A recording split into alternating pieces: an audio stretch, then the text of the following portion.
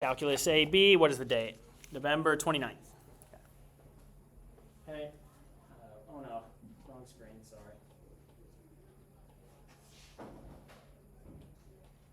Cool. Okay, so I'm here, I'm under 5.4 first derivative test, okay? All right. Did we do 5.3? Yeah, we did. It was in a video. So what is in the video? 5.1 or 5.1 through from the first half of 5.4. So I lectured for 45 minutes. I just lectured for 45 minutes, okay? So let's start 5.4. All right, part B, okay? Find the points that are relative extrema of the function f of x. So how do we find extrema? Extrema are critical points, but they're critical points where what happens?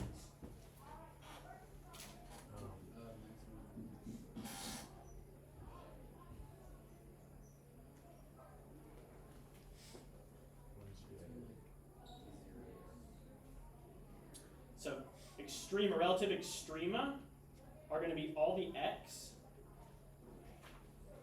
where f prime of x changes sign. Okay? So they're critical points, but they're a special type of critical point. Okay? Okay? You can have a function equal 0 but not change sign, right? You saw that with polynomials last year, right?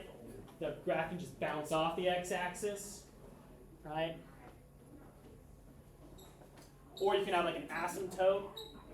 You can have like a rational function with an asymptote where the function is positive on both sides, okay?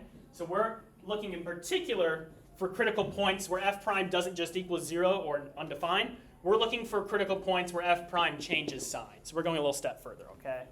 So let's do this, okay? So we got to do what then with our function? We got to find f prime of x, okay? So we're going to do that with a chain rule here, okay? So f prime of x equals 2/3 times x squared minus 4. Let's subtract 1 from that exponent, okay? So negative 1/3. We got to multiply by what? 2x. 2x. Okay? So f prime of x is going to equal 2. It's going to equal 4x over 3 times x squared minus 4 to the 1/3.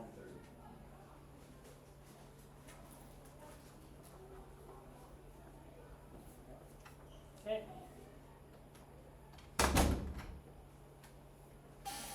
So that's our derivative, I believe.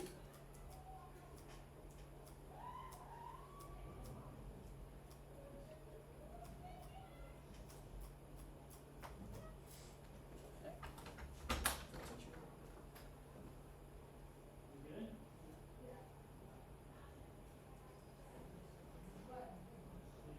Please be quiet in the hallway. Okay, all right, so we want to know where f prime of x is equal to 0. We're going to set it equal to 0 or equal to undefined, okay? All right, so how do we find where it's equal to 0? Yeah, the top, yeah, the top. So set the top equal to 0, okay? So this is I'm going to circle it in a dash. This is a possible point where it's equal to 0. Where it changes sign, I should say. And then the bottom, when we set the bottom equal to 0, that's where it's undefined, right? Yeah. Okay, so let's set the bottom equal to 0.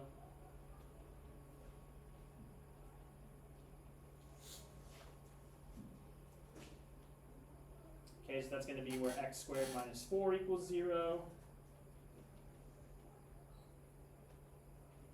Or where x equals... So there's going to be possible points. Let's circle that in a dash. These are going to be my possible x values where f prime changes sign, okay? So to confirm that, I'm going to build a sign chart with those three values. Okay? So here's sign chart for f prime of x. Here's negative 2. Here's 0. And here's 2, okay? Okay? So let's plug in negative 3. When I plug negative 3 into this, what do I get? I get a positive, right? And sorry, we're looking at f prime. When I plug negative 3 into f prime, I get a negative on the top and a positive on the bottom, right? Or I get a negative on both.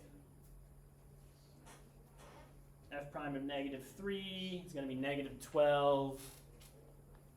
Yeah, it's going to be negative. It's going to be negative to the left. What about at -1? I think it's positive, right, at -1? It's positive. So I'm just plugging in x's between these values into f prime. Do you guys see what I'm doing? Okay. Between 0 and 1, let's plug in 1.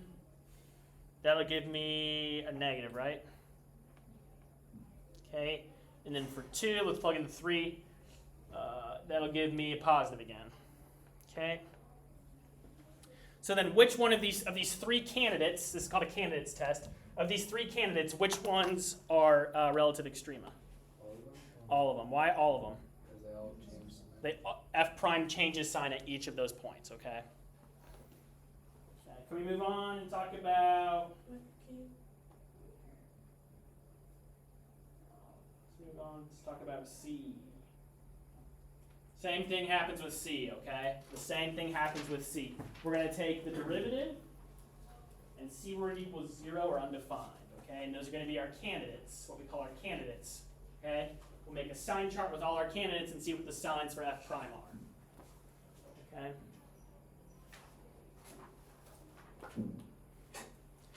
All right. So F prime of x, top prime. So I'm going to use the quotient rule here. 4x cubed times x squared.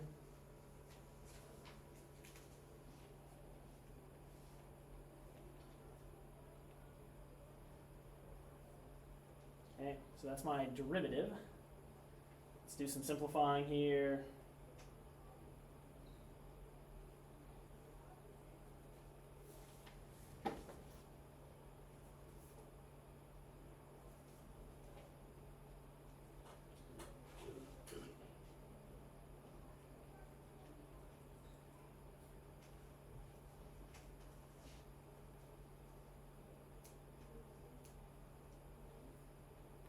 Sorry, what rule is did you use? I use the quotient rule. Quotient rule.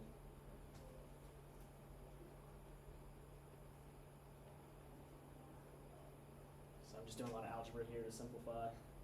You didn't use the chain rule in the top, Didn't have to change it. so you just use the quotient. Just quotient, yeah. Oh, okay, it's going to be x squared minus 1 times x squared plus 1. Oh yeah, I'm confused how you got from the 4x to the power minus that to the next step. So I combined these like terms. Oh, Combine those like terms. How did you get to, where did the x go? when you went X, I factored out an x from the top, and it canceled. Oh, so that should be x cubed, sorry.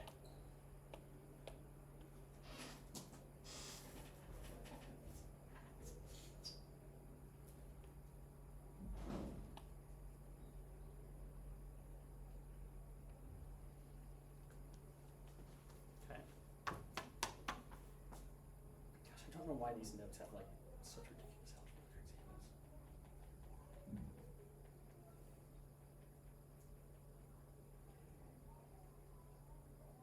Okay, so I'm gonna just copy that.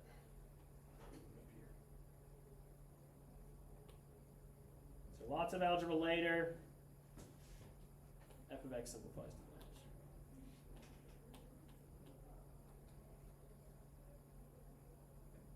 So I'm gonna have to get rid of some of this stuff.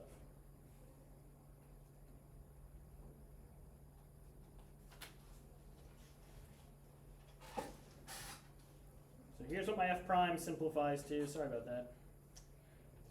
Some of these problems just have a lot of algebra. That's what f prime simplifies to, okay? So how do we find the zeros then? Zero is going to be where what equals 0? The top, right? So the two values that, this doesn't have zeros, okay? X equals 1 and x equals -1 give me 0 on the top, okay? So x equals -1, x equals 1, okay? What about the bottom? What value of x gives me undefined? 0, okay?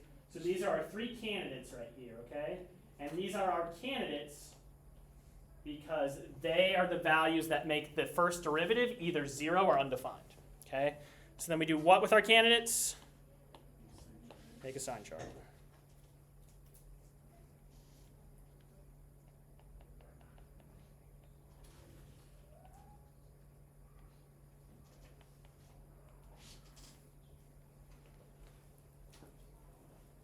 Okay, so if we plug in -2 here, we'll get 2 times, what is that? -1 times -3 times a positive. This is always positive.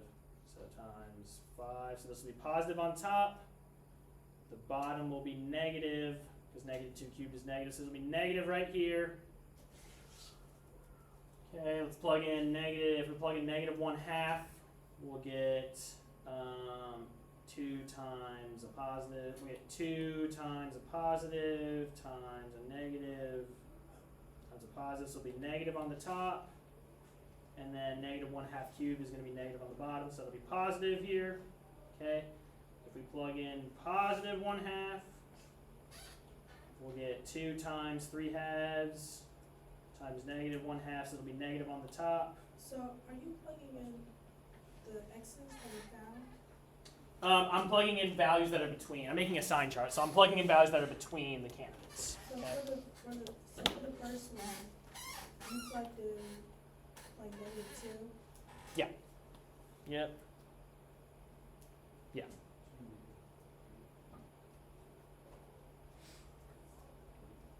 So if I plug in 1/2, I get 2 times a positive times a negative. So the top will be negative. Bottom's positive, right? So it should be negative. Is that what you got? Yeah. Yep. And then if I plug in 2, I'll get a positive, right? For 2. Same sign chart you guys got? So which of our candidates then? Which of these candidates are extrema? All of them, right? And that's because what? Signs change on all of them. Okay.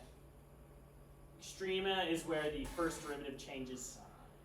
Okay. So this is our answer. This is actually, I'll circle this with a solid line now, because that's our answer. Okay. The following are the actual graphs of the functions from example 1. That's cool. Okay. So here.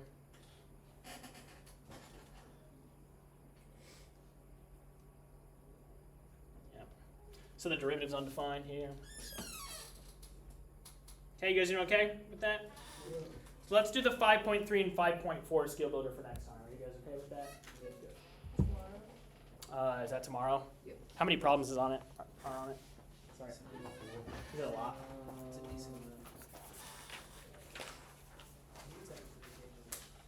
There's 14 of them. Okay, there's 14 of them. Basically, you just make a sign chart for the first derivative for both types of problems, right? Yeah. Increasing and decreasing is just, right, where it's positive or negative, or the derivative is positive or negative. And then for the determining local extrema, you're just doing the candidates test. So you're just making a sign chart for both of them. How long was this going to take you guys, you think, to do all 14? Too long. Like an hour and a half. Hour and a half, okay, let's shorten that. Let's do the first page, and can I just cut out like 5 through, do the first page for sure, and then can I just cut out 5 through 8? Cut them out. Yeah, so just do 9 through 14 and 1 through 4. This is on what? 5.3, 5.4 skill builder. Light X, so I can do it later. What's that? Light X, so I can do it later. Is that okay? Cut out 5 through. So don't do 5 through 8. Do the rest of them. Don't do 5 through 8. Don't do 5 through 8, yeah.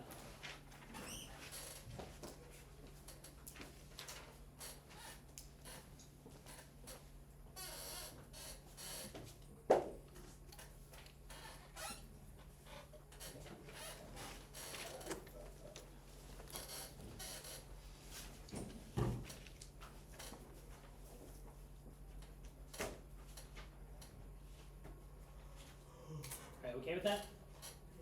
Okay, so let's move on to 5.5 now. Let's start 5.5. Using the candidate test to determine global extrema, okay? This is actually not too hard, actually.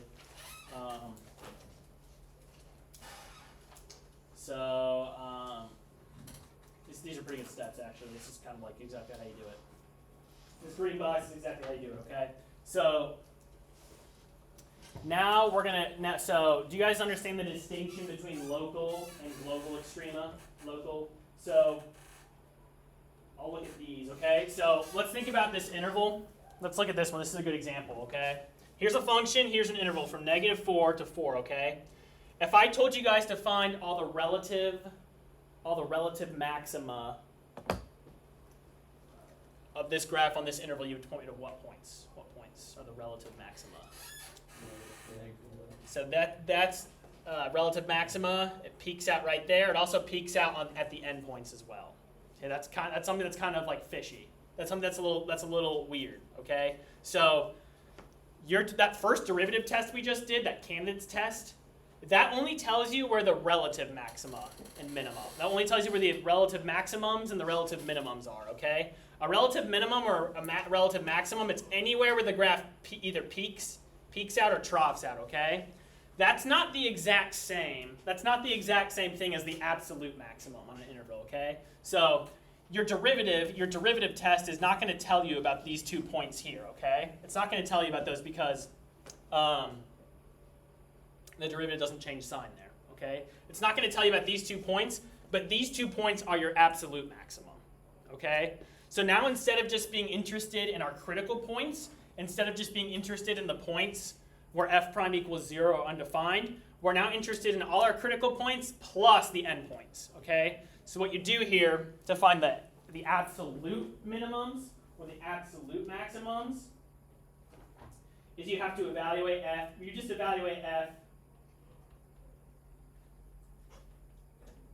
at all, how do I say this, critical numbers and the endpoints.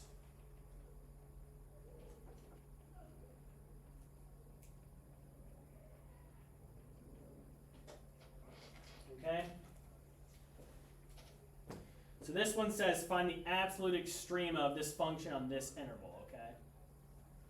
So what we've got to do is we've got to come up, our first step is going to be find all the critical points.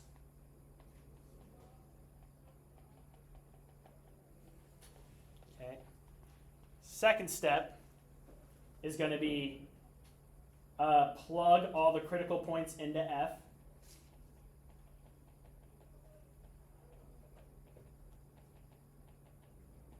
Okay, that third step is going to be plug the endpoints of the interval. Okay, the biggest f value you get will be your maximum. Your absolute max, I should say. That smallest f will be your absolute min.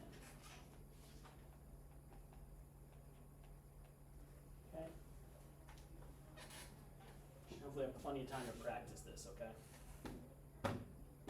Mr. Rush, so if you go back to the graph, you said that's the absolute max. What if your window was bigger? Wouldn't it? Then it could change, right? But they're only asking us, so in these problems, we're only interested in at certain intervals. Yeah. Yeah, that's a good point though. Yeah. That's what's so weird about this, okay? So now we're interested in our critical points, right? F could either have its absolute extrema where one of the local extrema are, okay, where one of the critical points are, or sometimes the endpoints might be smaller or higher. Does that make sense? Okay. Good. So let's do it for this one, okay? So let's find all the critical points. So I do what to find critical points? So f prime of x equals 0, solve for x. So f prime of x equals 12x cubed minus 12x squared. Okay, we set that equal to 0. Well, okay, so if I factor it, that also equals, what the heck? What is this? That equals 12x squared times x minus 1, right? Okay, so f prime, so if we set that equal to 0, we set f prime equal to 0. What are my solutions for f prime equals 0? 0 and 1. Okay, so those are my solutions. So here are my critical points.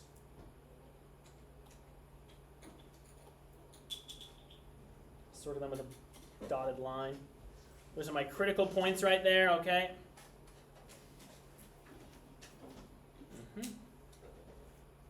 And then, so what I'm going to do is I'm going to plug all the critical points into F, okay? So what's F of 0? So the second step, I find F of 0. What is F of 0? That's 0, right? What's F of 1? That's negative 1, right? Okay, so the second step, I just plug my critical points at 1 and 0. I plug them into the original function as opposed to the derivative, okay? It gives me 0, negative 1, okay? And then I plug what into F? The endpoints. Endpoints are negative 1 and 2, okay? So F of negative 1 is what? 3 plus 4? That's 7, right? F of 2 is what? 2 to the 4th is 16, 48 minus 32. Did you guys get? What's the 2? 2, so we're going to plug our endpoints into F. The second endpoint of the interval is 2. Yeah, so F of 2, someone help me out. Is it 48 minus 32? Yeah. Okay, so which is 16, right? Okay. So we have these 4, right? We plugged our critical points in, we plugged our endpoints in. Which one of these is our absolute minimum? F of 1. That's our absolute minimum, and which is our absolute maximum? F of 2. Okay, and then it says sketch. Use your calculator to sketch the graph and verify. So I'll just do it on my graphing calculator.